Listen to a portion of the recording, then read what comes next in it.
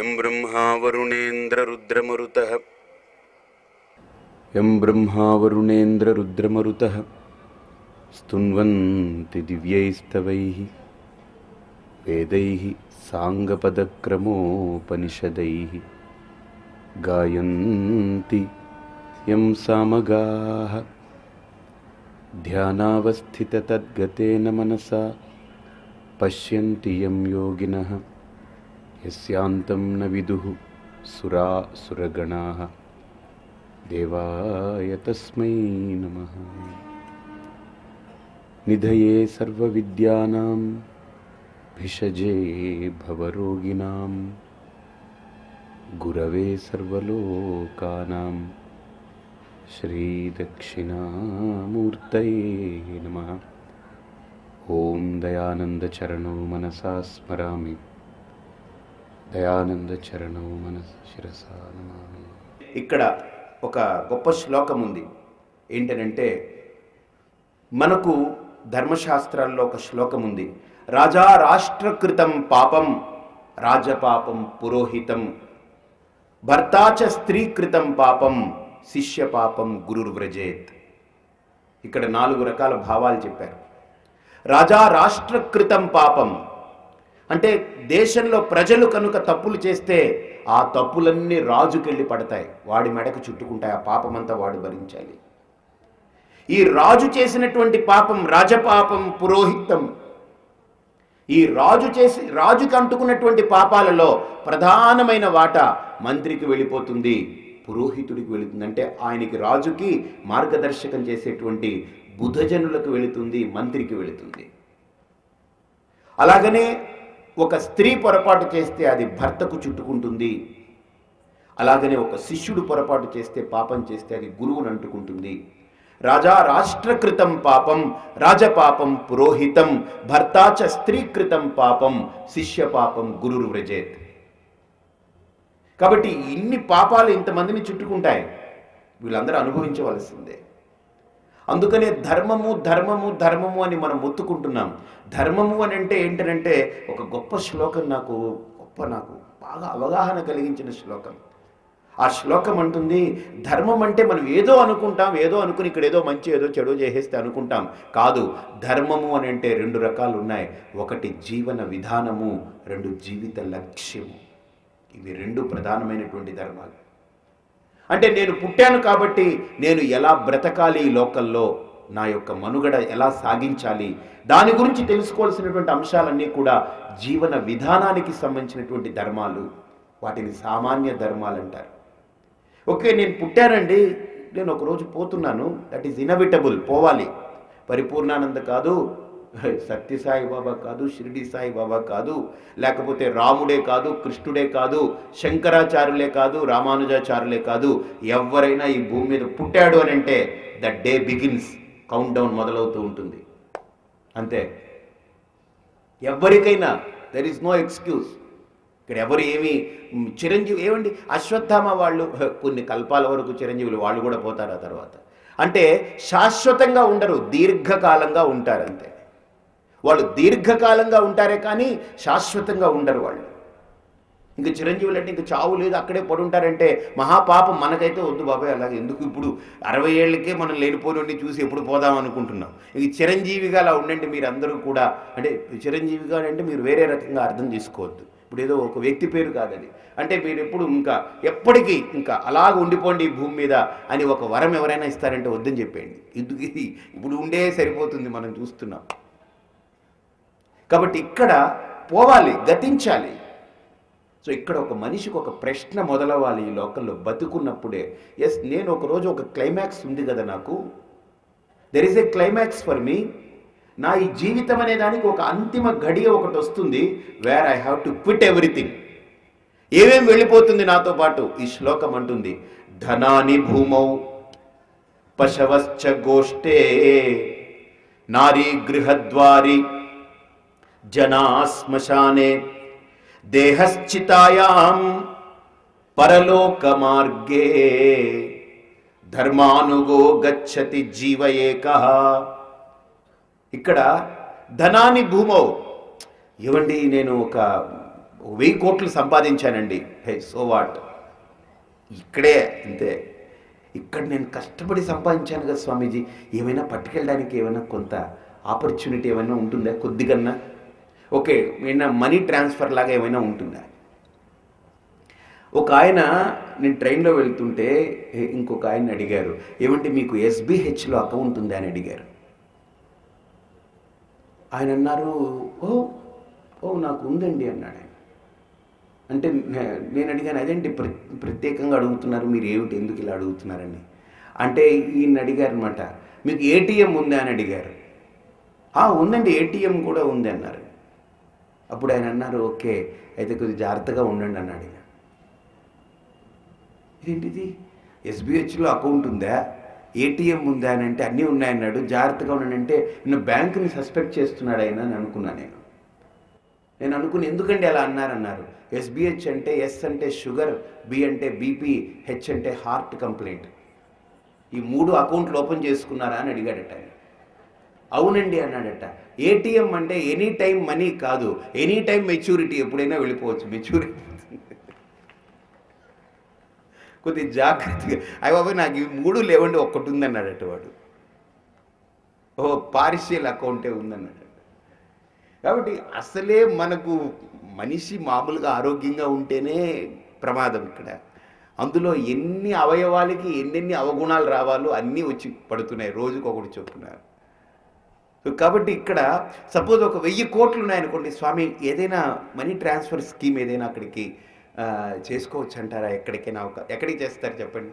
ఒకవేళ సపోజ్ మీకు ఇచ్చారనుకోండి అవకాశం, మీరు పోతారండి, మీరు పోయిన చోటికి ఎక్కడికో వెళ్ళి ఎవరిని పట్టుకుంటారు చెప్పండి. సపోజ్ ఒకవేళ అవకాశం ఇచ్చారనుకోండి, ఇప్పుడు ఎవరో ఒక ఆయన చెప్పారు, ఏమండి ఇప్పుడు ఒక కొత్త సిద్ధాంతం మీకు ఎవరికి తెలియదు, సనాతన ధర్మశాస్త్రంలో ఒక శ్లోకం ఉంది, ఎవరైనా సరే డబ్బు బాగా సంపాదించినా హాయిగా సంపాదించండి, మీరు ఎంత అక్కడికి ట్రాన్స్ఫర్ చేయదలుచుకున్నారో చెప్పండి, మీకు వెంటనే ట్రాన్స్ఫర్ చేస్తాను అన్నాడు అనుకోండి.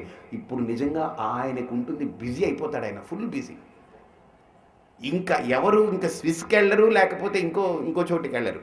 ఈవెన్ అనంతపురం, తిరువనంతపురం కూడా అక్కడికి వెళ్ళిపోతుంది, ఆయన దగ్గరికి వెళ్తుంది కన్సల్ట్ చేయడానికి. ఏమండి ఎలా ట్రాన్స్ఫర్ చేయమంటారండి అని అడిగారు అనుకోండి, ఎక్కడికి చేయాలి, వీటికి లాకింగ్ సిస్టమ్ ఏంటి, కోడ్ ఏంటి, అలా ఎలా ట్రాన్స్ఫర్ అవుతుంది అన్నారు అనుకోండి. ఏం లేదు, మీరందరూ నాకు ఇచ్చేసి వెళ్ళిపోండి, అక్కడికి ట్రాన్స్ఫర్ అయిపోతుంది అన్నాడు అనుకోండి, పరిస్థితి ఎలా ఉంటుంది? మీకు ట్రాన్స్ఫర్ అయిపోతుంది, డోంట్ వరీ, మీకు అక్కడికి ట్రాన్స్ఫర్ అయిపోతుంది, మీరు అందరూ ఇచ్చేసి, మీరు ఎంతెంత పట్టుకెళ్ళదలుచుకున్నారు అదంతా ఇక్కడ ఇచ్చేసి మీరు హాయిగా నిశ్చింతగా ఉండండి, అక్కడికి వెళ్ళిపోతుంది. మీరు అక్కడికి వెళ్ళగానే మీకు ఇస్తారు, కావాల్సింది ఇస్తారు అన్నాడు అనుకోండి. ఏమిటి పరిస్థితి, నమ్మగలమా? Is it okay? చెప్పండి చెప్పండి. అంటే ఏమిటి, దీనికి కన్ఫర్మేషన్ ఏమిటండి అన్నారు. దీనికి కన్ఫర్మేషన్ ఇప్పుడేం లేదు, పోయేటప్పుడు ఇన్ఫర్మేషన్ వస్తుంది అంటాడు. ఇప్పుడు నో కన్ఫర్మేషన్, నువ్వు పోయేటప్పుడు ఇన్ఫర్మేషన్ వస్తుంది. There is no transfer scheme, that's it. నువ్వు ఏది ఇక్కడ సంపాదించినా ధనాని భూమౌ పశవశ్చ గోష్ఠే. ఒక ఆయన అన్నాడు, స్వామి నాకు గోవులు, నేను నిజంగా ఒక 20 ఆవులు పెంచానండి అన్నాడు. ఒకవేళ ఆ వ్యక్తి పోయాడనుకోండి, ఆ 20 ఆవులు అక్కడ రాట కట్టబడి బ్యాన్ అరుస్తూ ఉంటాయి తప్ప, అవే వీడు పోయాడు, మనం కూడా వెళదాం, పాపం వీడితో పాటు మనం వెళ్తాం, ఇక్కడ ఉన్నంతకాలం గడ్డి పెట్టాడు, మనకు కుడితి పెట్టాడు, అవన్నీ పెట్టాడు, మనం కూడా వెళ్తామని ఒక్క ఆవు రావు. పశవశ్చ గోష్ఠే నారీ గృహద్వారీ. ఇక అసలు నాకు ఈ లోకంలో నాదంటూ ఉండేది ఒక భార్య. ఎందుకని? నాకు సకలాన్ని సమర్పించినటువంటిది నా భార్య, సమస్తాన్ని నాకు సమర్పించింది నా భార్య. ఆవిడే. పోనీ ఆవిడ వస్తుందా అని అంటే ఆవిడికి గడప దాటడానికి లేదు, గడప లోపలే ఉండి చూసి పంపించేయాలంతే. గడప దాటి వచ్చి కూడా పంపడానికి లేదు, గడప అవతల పక్కే ఉండి పంపాలి. కానీ మనకు రాజారాం మోహన్ రాయ్, వీరేశలింగం గారికి దండం పెట్టుకోవాలి, లేకపోతే ఈవిడ కూడా వెళ్ళి అక్కడికి కూర్చోవాలి. లేకపోతే కాబట్టి కొంత మనకు ఆవిడ కూడా లోపలే ఉండిపోతుంది, ఆవిడ అసలు రాదు. పోనీ నా వాళ్ళు, నాకు మిత్రులు, బంధువులు, నాకు కొడుకులు, వాళ్ళు వీళ్ళు ఉన్నారనుకోండి, జనా శ్మశానే, శ్మశానం దాకా వస్తారు. కొంతమంది వచ్చి అంటారు, ఏమండి మాకు అమ్మా నాన్న ఉన్నారు, మేము లోపలికి రాకూడదన్నారండి పంతులు గారు, మేము రాము అని వాళ్ళు చాలామంది వెనుదిరుగుతారు. కొంతమంది లోపలికి వస్తారు, వచ్చిన తర్వాత ఆ చితి మీద పెట్టిన తర్వాత అందరూ వెనక్కి వెళ్ళిపోతారు, ఒక్క కొడుకు ఒక్కడే ఉంటాడు. చూడండి, దేహశ్చితాయాం. ఇప్పుడు ఆ చితి మీద నీ దేహం ఉంది. ఇప్పుడు ఆ చితి చుట్టూ ఒక్కడే ఉంటాడు, నీ కొడుకు ఒక్కడే. ఇంకొకడు ఉంటాడు, హరిశ్చంద్రుడు ఉంటాడు అక్కడ. ఎవరంటే కాటి కాపరి. వీళ్ళిద్దరు ఉంటారు. వీళ్ళిద్దరు ఎంతవరకు ఉంటారు ఆ దేహం దగ్గర? ఒక్కసారి మొదటిది ఒక దగ్గర కాలుస్తాడు, రెండోది ఇంకో దగ్గర కాలుస్తాడు, మూడో చుట్టూ తిరిగి నెత్తి దగ్గర పెట్టిన తర్వాత వాడు తిరిగి చూడకుండా వెళ్ళిపోవాలి. వాడు వెళ్ళిపోతాడు. ఇతను ఒక్కడే ఉంటాడు, తోసి తోసి దీన్ని తోసి దాన్ని తోసి వీడు కొంత కాలుస్తాడు. ఇంకా అది కూడా కాలి ఇంకా అయిపోయింది, కపాలం పగిలింది అన్నదాకా వీడు ఉంటాడు. ఆ తర్వాత అన్నీ తనంత తానుగా కాలుతుంది. ఇప్పుడు నీ పరిస్థితి ఏంటి? నీతో కూడా వచ్చేది ఏమిటి? ఇప్పుడు ఒక ప్రశ్న వేసుకోండి. నేను అందుకనే ఎప్పుడు ప్రవచనాలు అంటుంటాను, ఎప్పుడైనా మీరు ప్రశాంతంగా కూర్చుని నిజంగా మీలో క్లారిటీ రావాలి అంటే ఉదయాన్నే లేవండి. ఏదో ఒక రోజు మార్నింగ్ ఒక 3:30, 4 o'clockకి లేచి ప్రశాంతంగా మీ ఇంటి మీదనే డాబా మీద, అంటే మీది టాప్ ఉంటుంది కదా, చెత్త అంటారు, చెత్త మీదకి వెళ్ళిపోండి. చెత్తో ఏదో ఒకటి మొత్తం మీద, ఓకే, టాప్ ఫ్లోర్లో పైన ఓపెన్ ప్లేస్ ఉంటుంది. ఆ ఓపెన్ ప్లేస్కి వెళ్ళి కూర్చోండి, హాయిగా ఆలోచించండి. చిన్నప్పటి నుండి మీకు ఊహ కలిగిన రోజు నుండి మీరు వేటిని పోగు చేసుకున్నారో, బొమ్మల్ని కానీ, గోళీల్ని కానీ, లేకపోతే ఈ వీడియో గేమ్స్ కానీ, లేకపోతే బట్టలు కానీ, షూస్ కానీ, చెప్పులు కానీ, లేకపోతే బంగారం కానీ, లేకపోతే అది కానీ, లేకపోతే ఇంకోటి కానీ, వస్తువుల రూపంలో ఏవేవి పోగు చేసుకున్నారో, ఆడుకున్నారో, వాడుకున్నారో, వాటన్నిటితో బ్రతికారో అవన్నీ రాసుకోండి. ఇక రెండవది, ఎవరెవరిని నాది నాది నాది అని ఇంతవరకు అటాచ్మెంట్ అంటే ఒక రకమైన బంధాన్ని, వాళ్ళతో అనుబంధాన్ని ఏర్పరచుకున్నారో వాళ్ళందరి లిస్టు రాయండి మొత్తం. ఆ తర్వాత మీరు జీవితంలో స్థిరపడిన తర్వాత మీరు సంపాదించింది, మీరు పోగు చేసుకున్నవన్నీ కూడా లిస్టులో రాయండి. ఇవన్నీ రాయండి మొత్తం. What are all things up to now, మీరు సాధించింది, మీరు తెచ్చుకుంది, మీరు పోగు చేసింది, మీ అనుకున్నది, నాది అనుకున్నది అన్నీ మొత్తం రాయండి. ఆ లిస్టులో పెన్ను పెట్టుకోండి, వరుసగా నెంబర్ వేసి రాయండి. ఓ 30, 40, 50, 60, 70 వచ్చాయనుకోండి, సపోజ్ 100 వచ్చాయనుకోండి, ఇంకా మీరు బాగా కష్టపడ్డారు, 1000 వచ్చాయనుకుందాం. ఆ లిస్టులో ఈ 1000 ఏదైతే న్యూమరాలజికల్గా అలాగా ఆర్డర్లో రాసుకుంటూ వచ్చారో, ఒక పెన్ను తీసుకుని దేని మీదైనా ఒక్కదాని మీద మీరు టిక్కు పెట్టండి. నాతో పాటు ఇది వస్తుంది రేపు, ఒక్కదాని మీద మీరు టిక్కు పెట్టి ఇది ఖచ్చితంగా నాతో వస్తుంది అనేది, అంటే నేను చెప్పింది వస్తువులు, వ్యక్తులు, లేకపోతే మీకంటున్నటువంటి ఒక పదవి, లేకపోతే ఒక హోదా, లేకపోతే మీకున్నటువంటి ఆరోగ్యము, లేకపోతే అందం, ఎవ్రీథింగ్ ఇవన్నీ రాసుకొని ఒకసారి ఒక పెన్ను తీసుకొని టిక్కు పెట్టండి. దేని మీదైనా ఒక్కదాని మీదైనా పెట్టండి. నేను చాలా ప్రయత్నం చేశాను పెడదామని, పెట్టడం ప్రయత్నం చేసి ఇలా అయిపోయాను నేను. అండ్ మీరు ఇలా అవ్వాలని కాదు. కాబట్టి ఇక్కడ ధర్మము అనేటువంటి దాని గురించి మనం మాట్లాడుకున్నప్పుడు, ధర్మాన్ని పరమాత్మ ముగ్గురుగా ఈ లోకంలో మనకు ప్రవేశపెట్టాడు. ధర్మానికి 3 రూపాలు ఉన్నాయట. 4వ రూపం మనకు చూడకూడని రూపం, అది రహస్య రూపం ధర్మానికి. ధర్మం 4 రూపాలు, ధర్మం 4 రూపాలు అంటారు కదా. మొదటిది రూపం సూర్యుడు, ధర్మస్వరూపం సూర్యుడు. రెండవ రూపం రాజు. మూడవ రూపం ఇంట్లో స్త్రీ, ఒక స్త్రీ, మూడవ రూపం.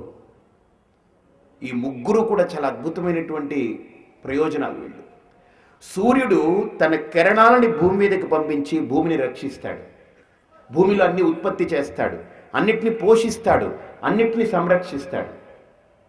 బాగా చూడండి, ఒక స్త్రీ ఏం చేస్తుందనంటే దానికి రివర్స్ చేస్తుంది. ఆవిడ ఏంటనంటే, ఆవిడ బయట ఉన్నటువంటి తేజస్సుని తనలోకి తీసుకొని అక్కడ ఒక శిశువుని ఉత్పత్తి చేస్తుంది, ఒక జీవిని ఉత్పత్తి చేస్తుంది. సూర్యుడు తన నుండి వెలువడే కిరణాలని బయటికి పంపించి భూమి మీదకి ప్రసరింపజేసి భూమిని రక్షిస్తాడు, ఉత్పత్తి చేసి పోషణ చేసి. కానీ స్త్రీ ఏం చేస్తుంది? బయట ఉన్నటువంటి తేజస్సుని లోపలికి తీసుకుని తను లోపల రక్షించి ఒక ఉత్పత్తి చేస్తుంది, ఒక జీవిని దాన్ని పోషిస్తుంది, రక్షిస్తుంది.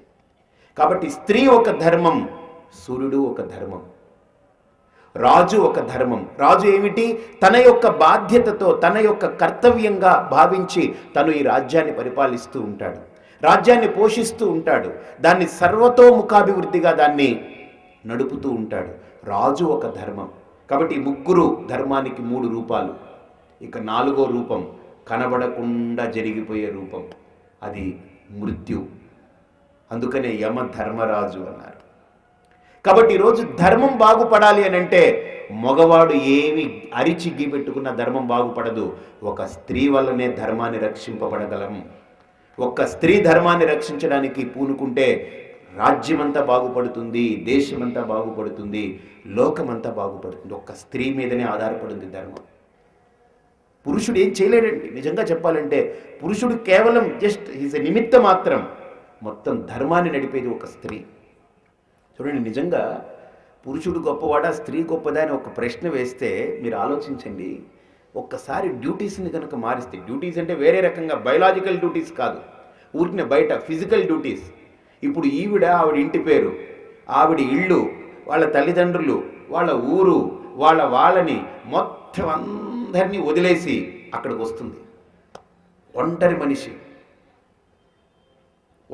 మనిషి వస్తుంది. వచ్చి మొత్తం అన్నిటికీ దూరం అయిపోయింది ఆవిడ ఒంటరిగా దిగుతుంది. అక్కడ దిగి అందరినీ చక్రం పెట్టి తిప్పుతుంది. ఆఖరికి ఎంత శక్తి చూడండి. ఆవిడ అన్నీ వదిలేసి వచ్చి అన్నీ తానే మొత్తం అంతా తిప్పడం మొదలు పెడుతుంది. అంత శక్తి ఉంది ఆవిడ దగ్గర. ఇదే పని వీడికి చేయండి ఒకసారి. ఈయన వెళ్ళమని ఇంటి పేరు, గోత్రము, వీళ్ళని వదులుకొని అక్కడికి వెళ్ళమని చెప్పండి. 2 రోజుల్లో పారిపోయి వచ్చేస్తాడు. పారిపోయి మీ దగ్గరికి వస్తాడు, ఎక్కడికో వెళ్తాడు కాదు, నా దగ్గరికి వస్తాడు, ఈ బట్టలు ఇవ్వండి. చేయలేడు. పురుషుడు చేయలేడు ఆ పని, ఒక స్త్రీయే చేయగలదు ఆ పని. ఆ స్త్రీ అనే శక్తి అంత గొప్పది. మన శాస్త్రాల్లో స్త్రీకి అంత ఔన్నత్యం ఇచ్చారు. అంత గొప్ప మహాశక్తి అది. స్త్రీ అంటే మామూలుగా బయటికి కనపడే జస్ట్ ఒక మెటబాలిక్ సిస్టమ్ కాదు, ఒక సృష్టిని బయటికి తీసుకురాగలిగినటువంటి ఏకైక ప్రకృతి స్వరూపం స్త్రీ. స్త్రీ అంటే అది గొప్ప ప్రకృతి. అది ఒక ప్రకృతిని తనలో దాచుకుని, ఒక ప్రకృతికి కావలసినటువంటి రక్షణ ఇచ్చి, దానికి పోషణ ఇచ్చి, దానికి ఆయుష్ని పోసి దాన్ని బయటికి తీసుకొచ్చి, ఆ బయటికి తీసుకొచ్చే ప్రక్రియ కూడా పెద్ద ప్రధ్వంసకమైన ప్రక్రియ. అది దాన్ని కూడా భరించగలదు. అది అర్థమైందండి. It's not ordinary thing. కాబట్టి ఈ లోకంలో ధర్మం 3 కోణాల్లో నడుస్తూ ఉంది. ముగ్గురి ద్వారా ధర్మం ఇక్కడ రక్షింపబడుతుంది. ఒకటి, సూర్యుడి ద్వారా ధర్మం రక్షింపబడుతుంది. చూడండి, ఆ సూర్యుడు తన్ను తాను కాల్చుకొని లోకాన్ని రక్షిస్తాడు. స్త్రీ తన్ను తాను చీల్చుకొని ఒక జీవికి కారణమవుతుంది. వాళ్ళిద్దరూ ధర్మానికి ప్రతిరూపాలు. ఇక 3వ వాడు రాజు. అవసరం అనుకుంటే ఈ రాజు తన ప్రాణాన్ని పణంగా పెట్టి తన ప్రజల్ని సుభిక్షంగా కాపాడాలి. యుద్ధంలో తన యొక్క ప్రాణాన్ని పక్కన వదిలేయాలంతే. వెళ్తున్నాను, బ్రతికానా వస్తాను, రాజ్యాన్ని ఏలుకుంటాను, పోయానా వీరస్వర్గం. హతో వా ప్రాప్స్యసి స్వర్గం జిత్వా వా భోక్ష్యసే మహీం. గెలిచొచ్చానా రాజ్యాన్ని ఏలుతాను, ప్రజలందరినీ నేను మంచి మార్గంలో నడిపిస్తాను, మళ్ళీ నాకు ప్రారంధం ఉందనుకుంటాను. పోయానా అక్కడికి భగవంతుడి దగ్గరికి వెళ్తాను అనుకుంటాడు. అంటే తన్ను తాను సమర్పించుకుని వాడు రక్షణ బాధ్యతలో ఉంటాడు. చూడండి, ఎప్పుడు కూడా రక్షించాలనుకున్నవాడు వాడి బాగోగులు చూసుకుంటే ఇంకా రక్షణకి వాడు ఉపయోగపడడు. అందుకనే బార్డర్ సెక్యూరిటీ ఫోర్సులు ఉంటారు మనకు భారతదేశంలో. చివరిన వాళ్ళు కొరికి పారేస్తుంది చలి, అక్కడ వాళ్ళవన్నీ వేసుకోవాలి, తుపాకీ పట్టు కూర్చోవాలి. అవతల వాడి బుల్లెట్లో ఒక 100 దూసుకుపోయాయంటే అంతే, వీడు దేనికి పనికిరాడు, జల్లెడ బుట్టకు కూడా పనికిరాడు. వీడు హ్యాస్ టు సాక్రిఫైస్ అంతే. రక్షణ చేయాలనుకున్నప్పుడు నన్ను నేను ముందు అంకితం చేసేసుకోవాలి, నేను త్యాగం అయిపోవాలంతే. నేను రక్షించాలి అనుకున్నప్పుడు, దేనైనా రక్షించాలనుకుంటే త్యాగేన ఏకే అమృతత్వమానసు. కాబట్టి ఈ లోకంలో సూర్యుడు త్యాగమూర్తి రక్షిస్తున్నాడు, స్త్రీ త్యాగమూర్తి రక్షిస్తుంది. త్యాగము అని అంటే శరీరాన్ని చీల్చుకోవడమే కాదు, ఆవిడ బేసిక్గా వివాహ సమయంలోనే ఇంటిని, ఇంటి పేరుని, గోత్రాన్ని, తల్లిదండ్రుల్ని, తన పుట్టింటిని, ఊరిని అన్నిటినీ వదులుకొని ఇక్కడికి వచ్చేసింది అంతే. బస్ అది త్యాగం. ఎంత ఎంత గొప్ప సాక్రిఫైస్ అది.